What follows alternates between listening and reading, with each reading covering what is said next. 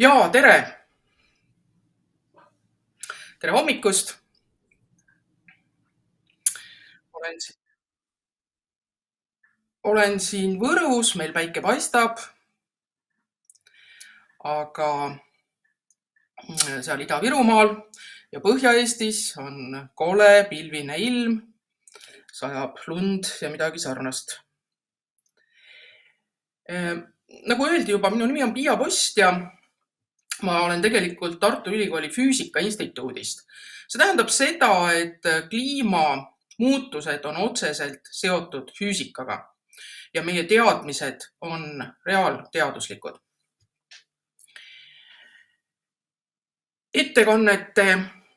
Ettekande kokkuvõte siis siin, et millest mul täna plaanis rääkida on. Kõigepealt räägime kliimamuutustest ja sellest, mis neid põhjustab. Räägime suures osas just nimelt globaalsest kliimamuutusest.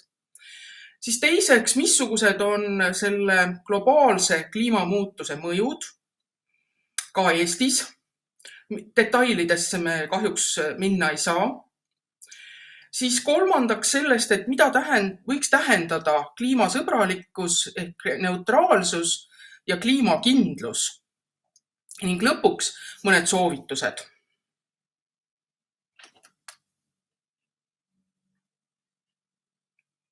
Kõigepealt siis, mida tähendab kliimamuutus? Teadupärast kujuneb kliima välja, maa kliima, globaalne kliima kujuneb välja kahe voo tasakaaluna. Ehk siis nii palju, kui tuleb sisse päikesekiirgust, peaks lahkuma ka pikalainelist soojuskiirgust. See on selline globaalne vaade. Ja siin kontekstis me räägime kliimasüsteemist ja kliimasüsteem koosneb atmosfäärist, ookeanist, krüosfäärist, biosfäärist, litosfäärist. Ja oma rolli mängib kindlasti kliima kujunemises meie tänapäevase arusaama järgi ka inimene. Nii et hästi oluline on see, et kui palju tuleb energiat sisse, et sama palju välja läheks. Ja sellega lõpuks on määratud see, missugune temperatuur meil kujuneb.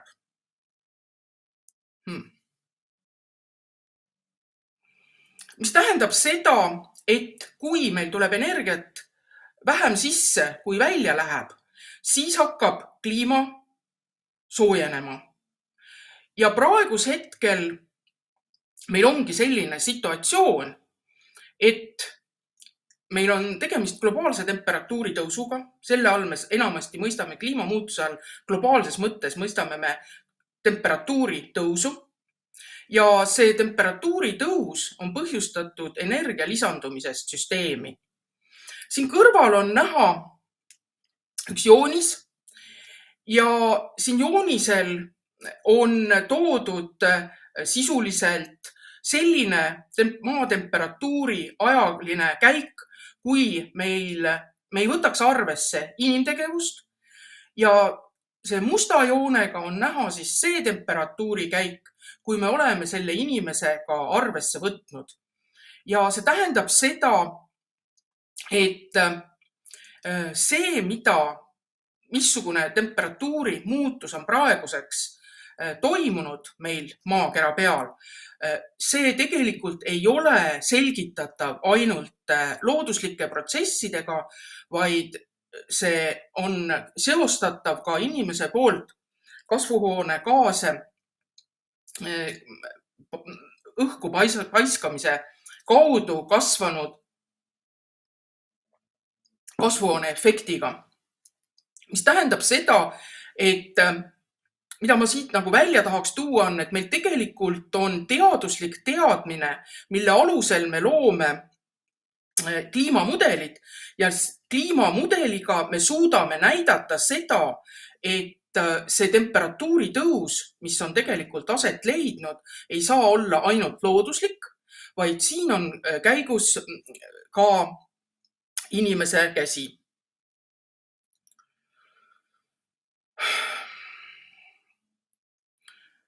klikker sureb kogu aeg välja, ma ütlen ausalt. Et see on väga ebamugav.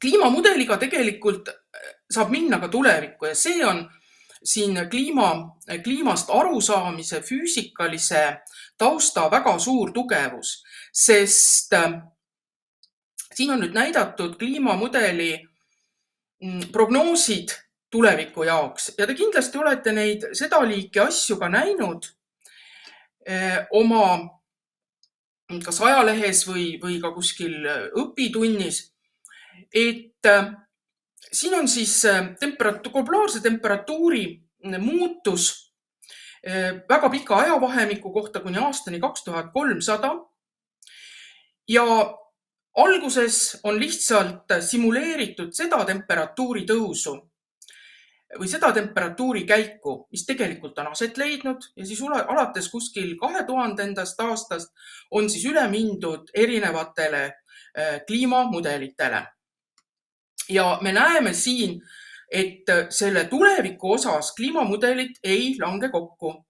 Üks asi on see, mis siin ka slaidil on tekstina välja toodud, et esiteks see sõltub sellest, kuidas me tegelikult nendest protsessidest aru saame, mis nüüd nende kliimasüsteemi komponentide vahel toimivad. Ehk siis, kui reaalne on meie mudel või kui hästi ta suudab reaalsust tabada, see on see looduslike tagasisidemete mõistmine.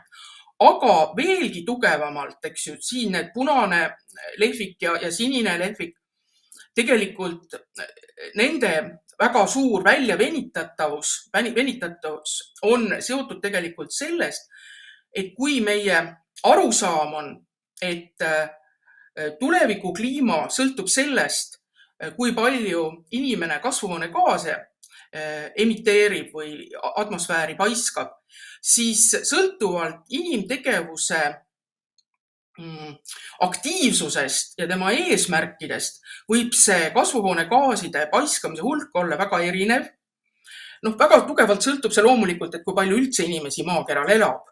Aga see suur määramatus tuleneb just nimelt inimtegevuse määramatusest. Nüüd sellest lähtudes, et meil on nüüd selline globaalne pilt vägagi selge ja teaduslikul alusel olemas. Nüüd me saame minna tegelikult nende samade mudelitega saame minna tulevikku ka regionaalselt. Ja siin on siis näha, et kuidas võiks muutuda selle kõige punasema stsenaariumide järgi, mis seal eelmisel graafikul oli, kus need heitmed on kõige suuremad, et kuidas võiks jaotuda temperatuur regionaalselt, kuidas muutuda sademed ja tegelikult ka sellest, et missuguse kasvuhoonegaaside õhku paiskamise stsenaariumi me valime, sõltuvalt sellest muidugi ka näiteks merepinna tõus. Nii et tegelikult ju kliimamuutus ei ole ainult globaalse temperatuuri tõus.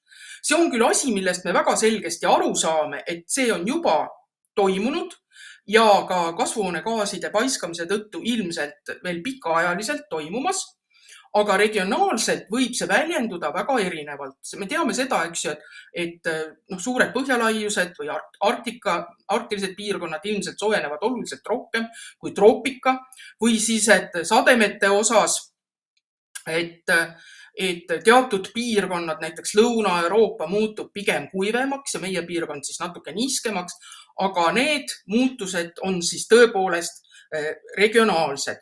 Ja tegelikult ongi olulised just nimelt regionaalsed muutused, sest need on asjad, millega me peame kohanema või mis meid otseselt mõjutab.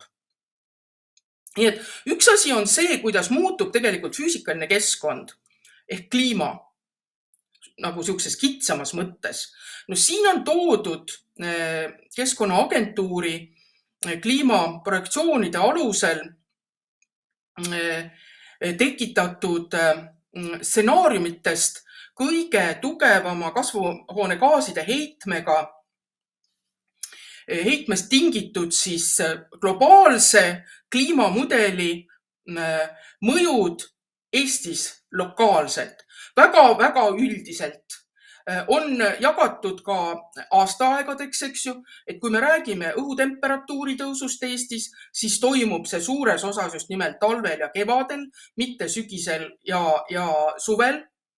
Või kui me räägime sademete tõusust, siis ilmselt samamoodi, just nimelt jahedamal aastaajal, siin praegusel hetkel küll ka kevad on sisse toodud, et see sademete kasv on just sellisel aastaajal. On üks ka väga selge tendents on see, et ilmselt kuna temperatuur tõuseb, siis niiskuse hulk atmosfääris kasvab ja ilmselt äärmuslike sademete hulk kasvab, ehk siis kui sajab korraga rohkem või pikaajalisemalt või ägedamalt, ütleme niimoodi.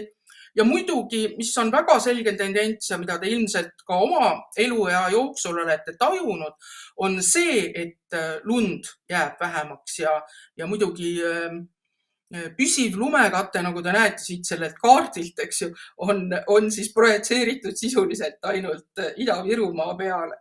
Et siit võib ka tulevikutegevusi välja mõtlema hakata.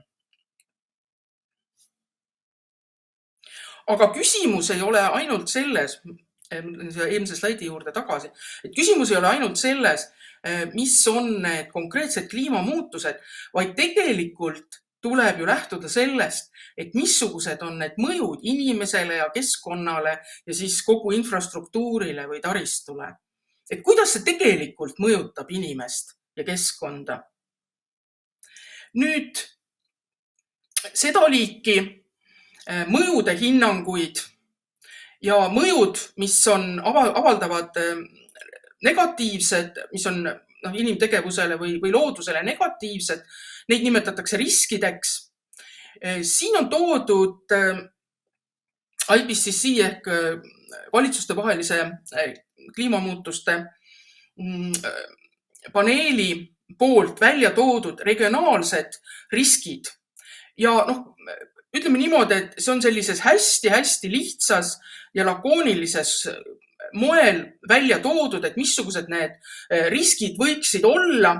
Ja nüüd, kui vaadata Eesti kontekstis, siis tõepoolest Euroopa puhul on need riskid suhteliselt väiksed. Siin on ainult nagu Euroopa mastaab või Põhja-Euroopa mastaab. Et me ei ole siin isegi mitte Eestis ja me ei ole isegi rääkimata, eks ju, et Eestis regionaalselt me vaataks seda.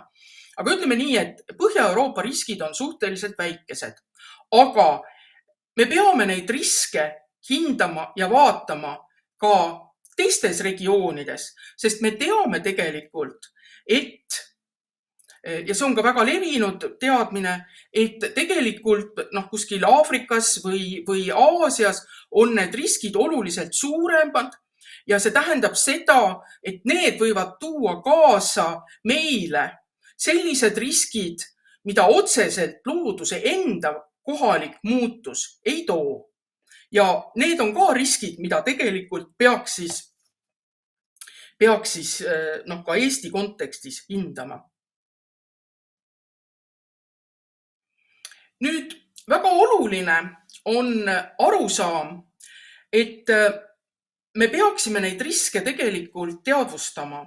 Ehk siis, kui me teame tegelikult, missugused on kliimamuutusega kaasnevad negatiivsed mõjud ehk riskid, siis me saame nendeks paremini valmis olla, kui me teame ja mõtleme nende üle rohkem ja püüame oma tegevusi vastavalt siis ka suunata. Ja need seda liiki tegevused, mis seostuvad kliimamuutusega, neid jagatakse üldiselt kaheks. Ühed on leevendamisega seotud tegevused ja tegelikult need leevendamisega seotud tegevused tegelevad kliimamuutuse põhjusega.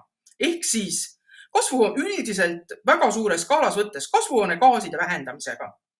See tähendab seda, et siin on eesmärk on globaalne ja hoidumine kliimasüsteemi liigsest energia lisamisest, eks ju, kasvuhoonegaaside liigse emiteerimise kaudu.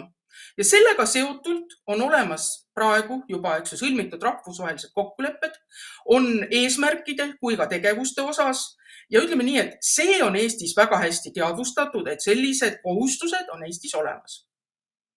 ja paljud Ida-Virumaaga seotud probleemid kindlasti või tulevikuprobleemid on seotud just nimelt nende leevendamise meetmetega. Nüüd teine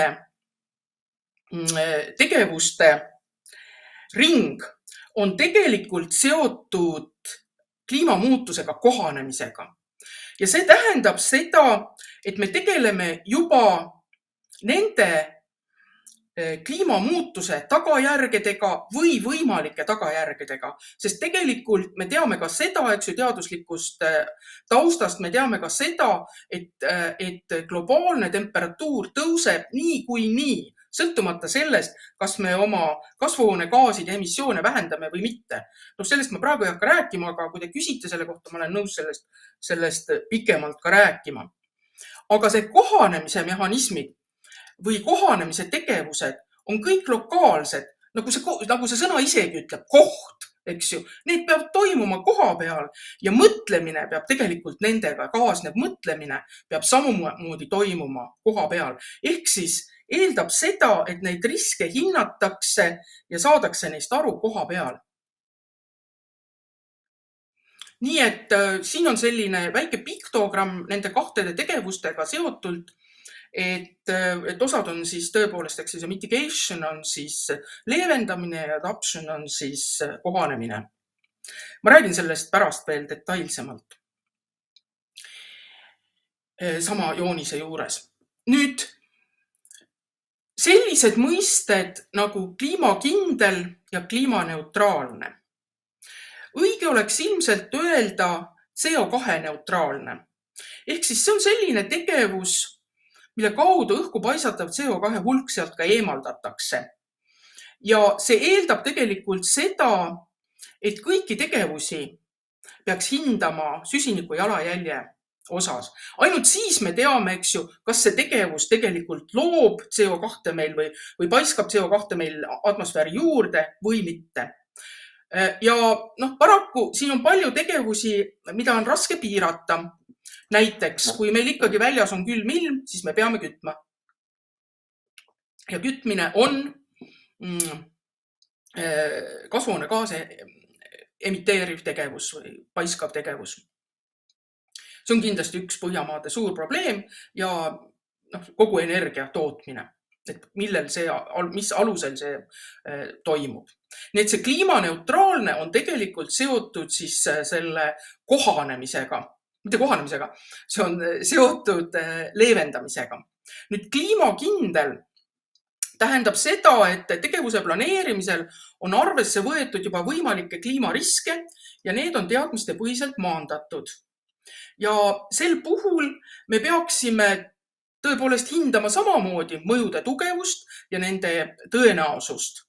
Nii et näiteks siin on sellised tegevused, näiteks võib tuua tõesti planeeringud, et kui me teeme näiteks mereäärseid planeeringuid, siis me peaksime kindlasti arvesse võtma ka seda, et kui inimene tahab täpselt mere kaldale ehitada oma maja, et kas ta tegelikult, missugused tulevikutormid võivad selle maja sealt ära pühkida, mis tähendab ühtlasi seda, et ta kaotab oma vara ja planeering ei tohiks seda lubada üldse. Nüüd, nii et nagu ma enne ka välja tõin, et see on siis leevendamine ja kohanemine on ühelt poolt siis kliimasõbralikud tegevused ja kliimakindlad tegevused. Nüüd me võime vaadata konkreetsemalt selle piktogrammi juures, et mis tegevustega meil siin tegemist on.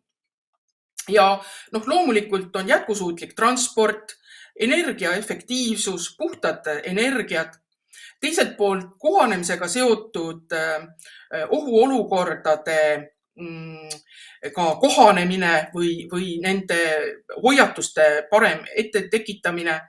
Teine asi on infrastruktuuri planeerimine, mis need kaks ilmselt siia toob. Aga tegelikult on ka tegevused, mis on tegelikult soodsad nagu mõlemal puhul, mis on nii kliimasõbralikkusega kui kliimakindlusega seotud. Ja näiteks need on uued energiasüsteemid, ehk siis tegelikult me toodame energiat seal, kus me tarvitame ja ei raiska selle peale, et ülekandeliinidesse seda matta või soojuseks sisuliselt üle kanda. Või siis teine võimalus või teine asi on kindlasti, mis ka Ida-Viru kontekstis on väga oluline, on vee kaitsmine. Ja kolmas muidugi looduslikud need või looduslähedased tehnoloogiad ja mis tegelikult on kõigi nende protsesside või tegevuste aluseks on see, et teadlikkuse kasv, hea haridus. Nii et sellega tegelikult ma põhimõtteliselt saaksingi lõpetada, sest need soovitused ongi sellelt samalt viimaselt paneelilt, eks ju see, mis oli see ühisosa. Et kõige kokkuvõte on sellel slaidil. Aitäh. Viimasel slaidil veel, ma ei tea, kas teile jagatakse slaidi, viimasel slaidil on veel andmed selle kohta, et kust te võiksite juurde lisada, juurde saada oma teadmisi, et seal on konkreetsed viited. Aitäh. Küsimus on selline, kuidas täpselt eeristatakse kliimasõbralikkust ja kliimaneutraalsust, siis nagu rohkem nagu tehniliselt? Mina vist ei eristakski. No ja siin tuleb hakata lahti mõtestama, et mida see sõbralik tähendab. See on selline inimese tunne, eks ju, või inimeste vaheline seos on see sõbralik, kui ma ka nagu sellisest lihtsalt sõnamõistest alustan. Neutraalne muidugi viitab otseselt, et see on selline objektiivne, eks ju, mingitest arvudest lähtuv, eks ju, neutraalne, 0 sisuliselt, CO2 emissioon 0, eks ju, nii palju kui mingi tegevus emiteerib, nii palju siis ka see süsteem sellest, seda sealt ära kaotab. Et ma ütleksin, et siin selles sõbralikkuses ilmselt väljendub ka see hoiak, inimeste hoiak sellesse kliimaneutraalsusesse. Aga natuke see väljub minu kompetentsist loomulikult. Ma arvan, et järgmised esinejad, kes on sotsiaalteadlased, räägivad sellest pikemalt. Aitäh. Siis on teine küsimus selline, mille tõttu tõuseb temperatuur niisamagi või mis on need mehhanismid? Ja ma ütlesin seda jah, et temperatuur tõuseb ka sellest hoolimata, et kui me ka kohe praegu, eks ju, suudaksime kõik protsessid teha kliimaneutraalseteks, siis ikkagi globaalne temperatuur tõuseb. Ja see on lihtsalt sellest, et need kasvuhoonegaasid, eriti CO2, nende eluiga atmosfääris on väga pikk. Suurusjärgus 100 aastat, eks ju. See tähendab seda, et kui nad on ükskord sinna atmosfääri juba sattunud, siis nad ei lähe sealt kuhugi, nad on pikka aega seal ja nad mõjutavad kasvuhooneefekti kaudu veel pikka aega, mis tähendab seda, eks ju, et ikkagi on see väljaminev energia hulk liiga väike võrreldes sisse tulevaga. Et sealt tuleb nagu just see, et nende mõju on väga pikaajaline. Muidugi, kui me suudaksime neid kasvuhoonegaase, mis juba praegu atmosfääris on, siduda nii, et nad ei osaleks selles kasvuhooneefektis, sel puhul loomulikult on võimalik siis ka teadlikult nagu temperatuuri hakata alandama, aga ütleme ausalt, need kasvuhoonegaaside sidumise projektid või sidumise tegevused on enamasti väga-väga kallid ja pikaajalised. Et seal tekivad need sellised muud probleemid. Tehnoloogiliselt kindlasti on võimalusi palju. Siis on selline küsimus ka tekkinud, et peale CO2 on teisi kasvuhoonegaase. Kas need avaldavad kliimale siis suuremat mõju kui CO2?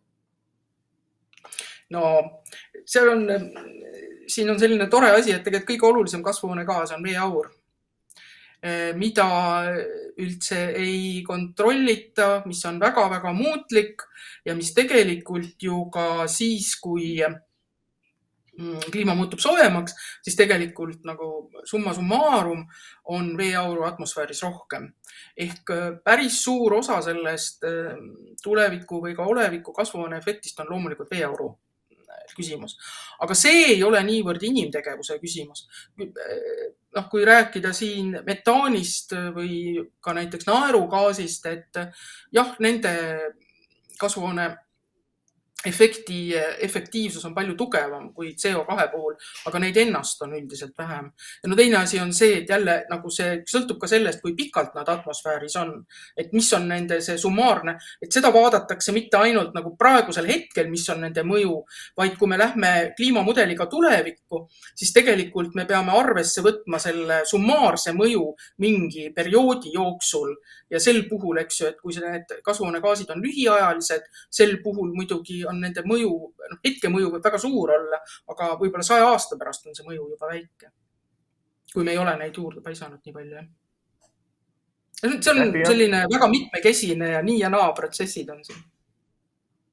No seepärast näed, et päris palju küsimusi tulebki selle kohta ja küsimused tulevad veel. Meil on veel 5 minutit aega, et järgmine küsimus on ka, mis puudutab meie noori, et mida saaksid siis praegu noored inimesed nagu meie siin teha kliima jaoks? Ja siis samal küsimusel on ka teine küsimus, et kui kiiresti tõuseb temperatuur maakeral praegu? Siis 2 küsimused korraga. No ma saan selle teisele saab nagu lihtsasti vastata, et nii nagu sealt ka nendelt joonistelt on näha, et sõltuvalt sellest, kui suured on emissioonid, võib siis olla see tõus sajandi lõpuks, pakutakse ju juba võrreldes selle tööstusrevolutsiooni eelse ajaga pakutakse üle suurusjärk 2 kraadi. Või kui väga intensiivne elu on, eks ju, kui inimesi väga palju on, siis muidugi kuni 6 kraadi. Nii et need kasvu või need temperatuuri kiiruse kasvud on väga, väga suured. Aga teine küsimus, et mida saavad noored ära teha? Ma arvan, et esimene asi on, mina kindlasti rõhuksin haridusele. Just nimelt see, et kui te tahate midagi ära teha, siis esimene asi on, et õppige neid asju, neid tehnoloogiaid eelkõige, samamoodi inimeste vahelisi protsesse ja samamoodi, et nii reaalteaduslikke kui ka sotsiaalteaduslikke protsesse peaks tegelikult või ütleme reaalseid ja sotsiaalseid protsesse peaks tegelikult need inimesed tundma, kes tahaksid tulevikus elada või tahaksid nagu tuleviku suhtes kliimasõbralikult ja kliimakindlalt käituda. Et ma arvan, et see kliimakindlus on samamoodi väga oluline, mitte ainult see kliimasõbralikkus. Et ja tehnoloogiad siin kindlasti tulevad appi, aga Eesti kontekstis või noorte kontekstis on kindlasti see asi, et kas me lihtsalt võtame need tehnoloogiad kuskilt maailmast üle või me tegelikult loome neid ja selle kaudu loome me ise endale lisandväärtust ja elame selle võrra paremini. Nii et nagu mina mõtleksin selles skaalas. Ja siis kui selline võib-olla liseküsimus või täpsustus, et kui mina kuskilt midagi kuulsin, et näiteks ma tõin siin alguses selle näide, et tuleks prügi sorteerida. Kas enne ma peaks rohkem sellest õppima, lugema ja siis tegutsema või siis niisama, et ma näen siin 2-3 prügikasti ja ise hakkan midagi sorteerima? Pigem nagu ikkagi lugeda ja teada saada rohkem sellest. No jah, see on täpselt see, et selle prügi sorteerimisega on ka väga palju sellist problemaatikat seotud sellega, et tänapäeva tooted ja pakendid on sagedasti väga erinevatest komponentidest koosnevad, mis tähendab seda, et me võime ju plastikut sorteerida, aga see ei tähenda seda sugugi, et pärast seda väga saab taas kasutada. Nii et selles mõttes ütleme niimoodi, et üks asi on see, et see on hästi lihtne lähenemine, mis on tegelikult ka õige, sest väga raske on välja kujundada inimestes harjumusi. Mis tähendab seda, et kui inimene on harjunud sorteerima, me näeme seda näiteks Lääne-Euroopa peal, eks ju, kus juba 20+ aastat tagasi juba inimesed sorteerisid prügi, siis see on nendesse sisse kasvanud. Aga teine asi on see, et need, kes tooteid ja pakendeid välja töötavad, peavad tegelikult neid selles skaalas mõtlema, et nad pärast oleksid taaskasutatavad või hästi käideldavad. Nagu seal on nagu need kaks skaalat, on ju. Ja ütleme niimoodi, et see esimene, see pakendite või üldse prügi sorteerimine, selle selgeks õppimine on lihtne. Sellega ma arvan ikkagi, kui teavitustöö on piisav, siis sellega saavad nagu kõik hakkama. Aga see teine pool, mis läheb nüüd sinna toodete valdkonda, on tegelikult tuleviku mõttes ju isegi olulisem. Aga kui meil seda esimest poolt ei ole, et inimesed nagu reaalselt prügiga sordivad, siis meil see teise poole mõtlemisel pole samamoodi kasu. Okei, suur tänu. Liigume edasi. Meil on siin päris palju küsimusi. See ettekanne tekitas nii palju.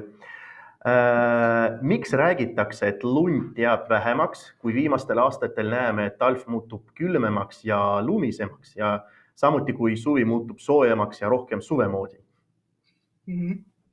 See on selline hea küsimus ja tõepoolest hea küsimus siukesele klimatoloogile, nagu mina olen. Ütleme niimoodi, et inimesed ei mäleta tegelikult hästi. Ütleme niimoodi, et noorel inimesel muidugi on see asi, et ta polegi pikka aega elanud. See tähendab seda, et ta ei saagi mäletada näiteks seda talve, mis oli 30 või 40 aastat tagasi, kui ta nii vana ei ole olnud.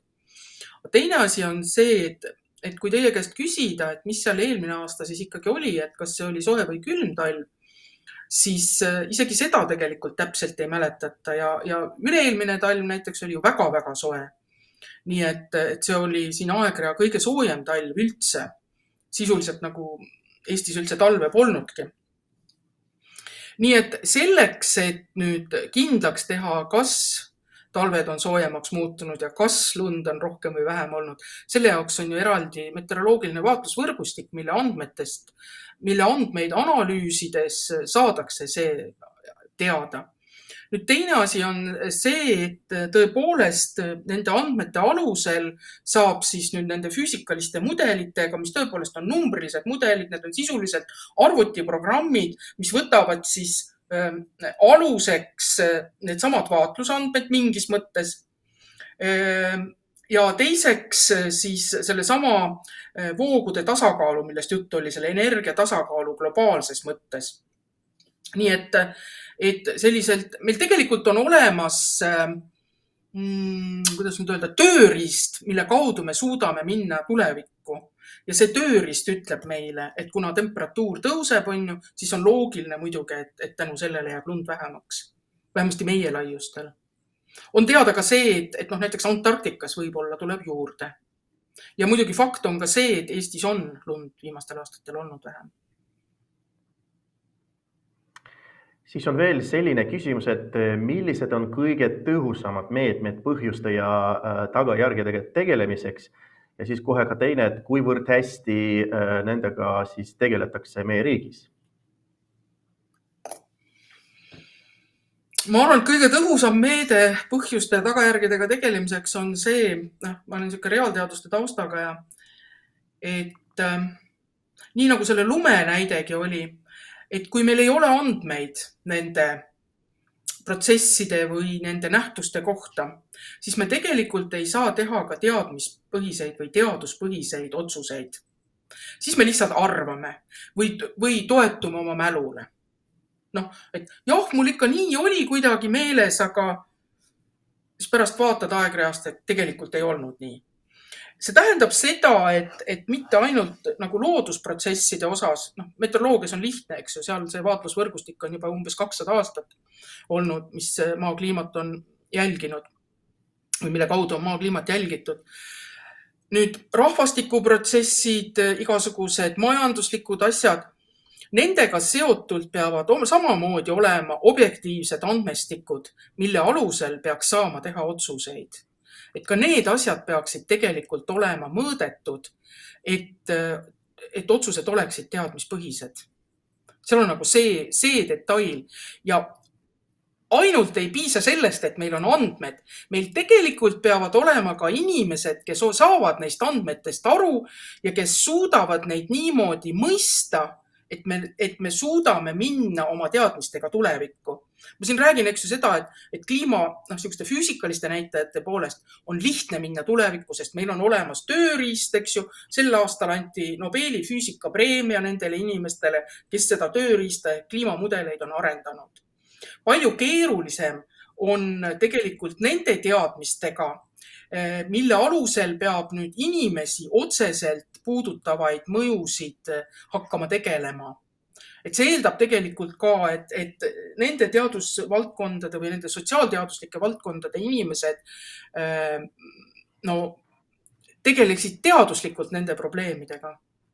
Et ainult arvamise põhjal tegelikult ei tohiks nagu otsuseid võtta vastu. Seal peaks olema taga teaduslik analüüs.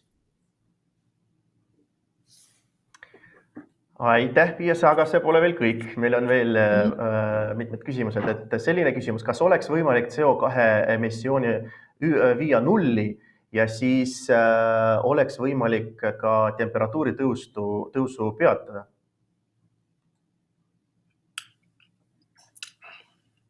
Ütleme niimoodi, et seda liiki CO2 emissioonide nulli viimine on loomulikult võimalik, aga me peame küsima, mis see kõik maksab. Ja see ei ole mitte ainult raha küsimus. See on tegelikult energia küsimus. Ehk siis, kas tegelikult CO2 nulli viimine tasub ka energeetiliselt ära? Et kas ei juhtu sedasi, et me tegeleme, eks ju, CO2 või teiste kasvuhoonegaaside emissioonide vähendamisega, aga kuskilt mujalt toodame tegelikult energiat juurde, võib-olla sama kahjulikult. Me ei tea seda. Siin on palju sellist teadmatust ja kui me väljume sellest samalt füüsikalisest maailmapildist, lähme päris maailma, eks ju, kus inimesed elavad ja neil on omad huvid ja arusaamad ja kõik need on ju, siis tegelikult sõltub ju väga palju sellest, et kas inimesed üldse nõus on niimoodi käituma. Ütleme niimoodi, et CO2 nulli viimine ju eeldab tegelikult mitte ainult seda, et me loome mingeid väga kuidas nüüd öelda, fancy tehnoloogiaid juurde, eks ju, ja püüame ikkagi sama palju emiteerida ja siis kuskile mingite kavalate tehnoloogiate kaudu selle kõik ära kaotada. Vaid küsimus on ikkagi eelkõige selles, et tegelikult me peaksime tarbimist vähendama. Kogu energia tarbimist peaksime vähendama. Aga et sellist maailmakorda välja töötada, see väljub absoluutselt minu kompetentsist. Et ma ütleks jah, et füüsikaliselt ütleks ma seda ikkagi, et see on puhtalt energia küsimus. Suur tänu, Piia, nii selle oma ettekande kui ka küsimuste vastamise eest, et nagu näed, tuli päris palju küsimusi, aga me kahjuks ei jõua kõikidele küsimustele vastata, et me teeme nii, et saadame sulle need kirjalikult, sina vastad ka kirjalikult, need vastused paneme siis kliimamuutuse.ee veebilehele, et pärast kõik kindlasti küsimused saavad vastusi. Suur tänu veel kord sulle, Piia. Ma tahan ühte asja küsida, et ma küsin seda, et kas need slaidid on ka nendele noortele kättesaadavad? Ma arvan, et slaidid siis pannakse ka veebilehele, et kogu see materjal. Sest nagu ma ütlesin, seal minu slaidide lõpus on nagu need sellised allikad, mida nad ilmselt nagu selle nädala jooksil võiksid, kus nad leiavad nagu neid selliseid faktilisi andmeid, näiteks CO2 emissioonide igasuguste selliste asjade kohta. Et mis nagu annaks neile seda sihukest faktuaalset alust rohkem. Kindlasti jagatakse see info, sest seal oli nii palju just teadmisi, mida kindlasti tuleks õppida. Jah, suur tänu sulle, Piia.